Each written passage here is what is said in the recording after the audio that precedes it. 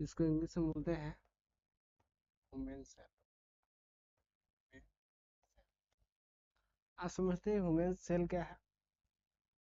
तो सेल एक हमारे शरीर का एक छोटा सी इकाई है, न कि पार्ट है। क्या है?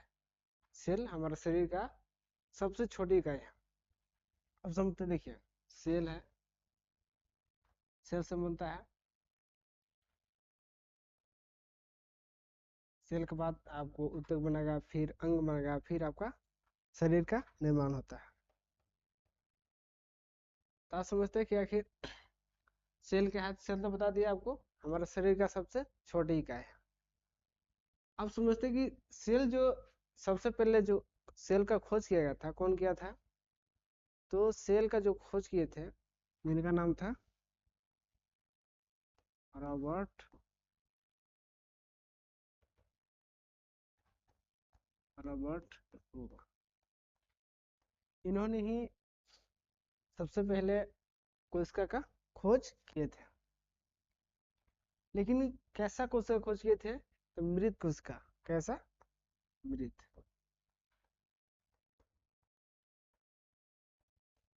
इन्होंने खोज तो किया, लेकिन कैसा कोशिका का? मृत कोशिका का। आप समझते हैं कि जब मृत कोशिका का खोज हुआ तो जीवित का भी खोज हुआ होगा।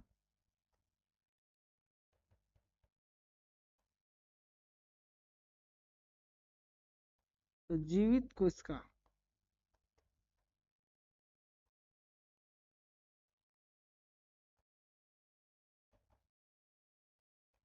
जीवित कोशिका का खोज कौन किया था? तो जीवित कोशिका का जो खोज किए थे उनका नाम है लुएन हॉक। क्या नाम था?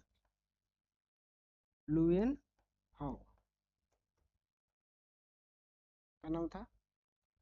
Loen hoc. आप समझ गए कि जीवित कोशिका खोज कौन किया था? तो लुएन हॉक। मृत कोशिका खोज कौन किए थे? Robert Hooke. लेकिन एक कोशिका का सिद्धांत भी आया था। तो आखिर कोशिका का सिद्धांत कौन दिया था? आखिर कोशिका का सिद्धांत क्या है?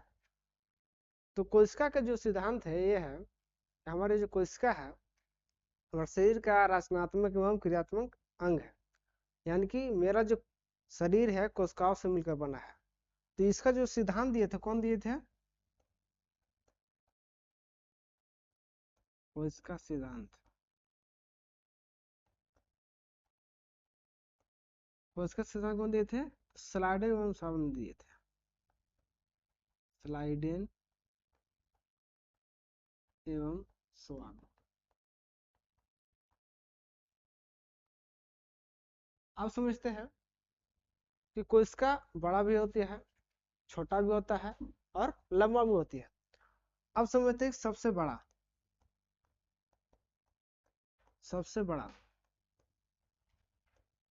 दुनिया में सबसे बड़ा अगर कोशिका है तो कौन है?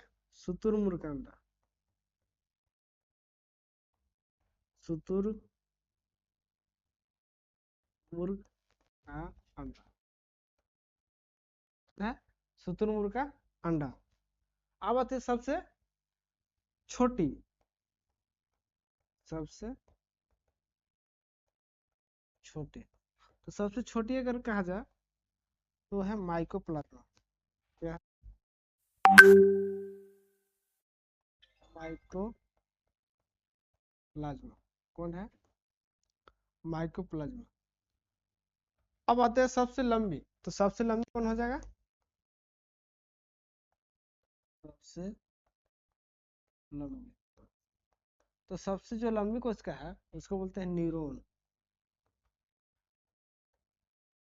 न्यूरॉन, जो कि न्यूरॉन कहाँ पाया जाता है? ब्रेन में पाया जाता है। समझ गया? तो आज का टॉपिक मेरा यहीं तक रहेगा। बाकी बनते हैं अगले वीडियो में। तब तक के लिए जय हिंद।